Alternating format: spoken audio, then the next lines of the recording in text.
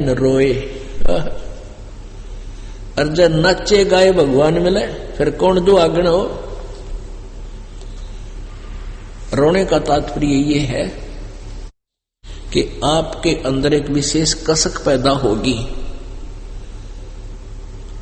जैसे परमात्मा की चर्चा चलेगी आंखों से आंसू बहने लग जाएंगे, तो समझ लिया कि आपकी भक्ति बहुत ही स्वस्थ है। जैसे सूरज के आगे बदरा ऐसे कर्म छयारे, प्रेम की पवन करे चित मंजन झलके तेज नयारे। परमात्मा की प्राप्ति उसके अंदर प्रेम होने से होगी, और प्रेम बनाने के लिए सारी क्रियाएं कराई जा रही हैं, यो ज्ञान बताया जा रहा है। अब किसी वस्तु के अंदर हमारी जो चाह बनती है उसके गुणों से बनती है। जैसे मोटर गाड़ी लेनी है, कार लेनी है, तो उसके गुणों का पता है, तो आदमी उसके लिए कोशिश करता है, धन जोड़ता है, लोन लेता है, कुछ भी करता है, तो उसको लेकर छोड़े पार बसा जाता है। तो इसी प्रकार हमने इस पूर्ण परमात्मा के गुणों का ज्ञान हो गया और होगा, तो तभी हम इसकी चाह करेंगे और फिर इसमें एक विशेष प्रेम पैदा होगा। क्योंकि हम सतलोक में रहा करते हैं अपने पिता के पास, और वहां हमें कोई दुख नहीं था।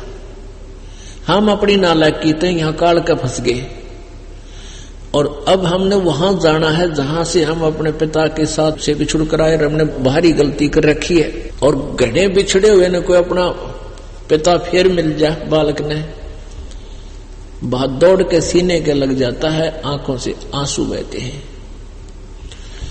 तो कहते हैं जैसे सूरज के आगे बदरा ऐसे कर्म छयारे, प्रेम की पवन करे चित मंजन झलके तेज नयारे। आत्म और परमात्मा एक नूर जहूर, बीच में झाई कर्म की ही ताते कहिए दूर।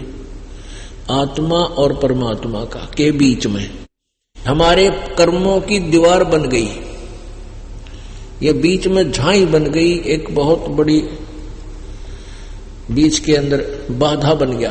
तो इस बाधा को कैसे हटाया जाए? जैसे सूरज के आगे बदरा ऐसे कर्म छयारे।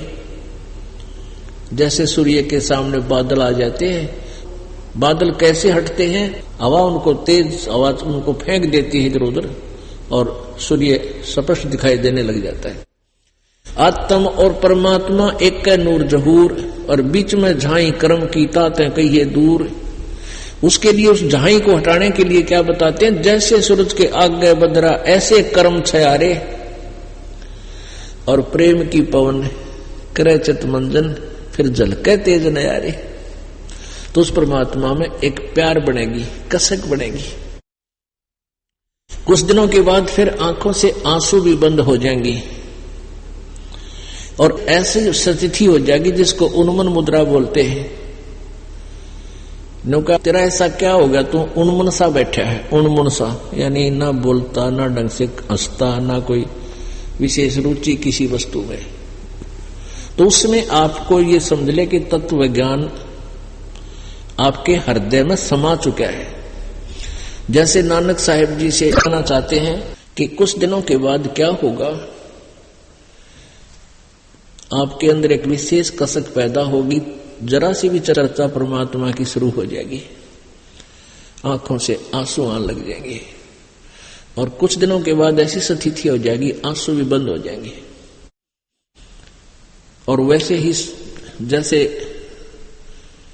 यहां संसार असार सा नजर आओगा, किसी चीज में रुचि सी ना रहेगी, वो रोना होता है, वो कसक है न्यारी। कबीर परमेश्वर जी कहते हैं रो बल घट जावे, आंसू तो भगवान मिले नहीं, रो तो बल घट जा। और 8 पैर का दाजना जैसे घुण काटने खा, कहते हैं लास्ट स्थिति ऐसी आ जाएगी। कबीर परमेश्वर जी उदाहरण देते हैं, कबीर वैद बुलाइया पकड़ के देखी बां, और वैद न वेदन जान ही मेरा करक कलेजे मां।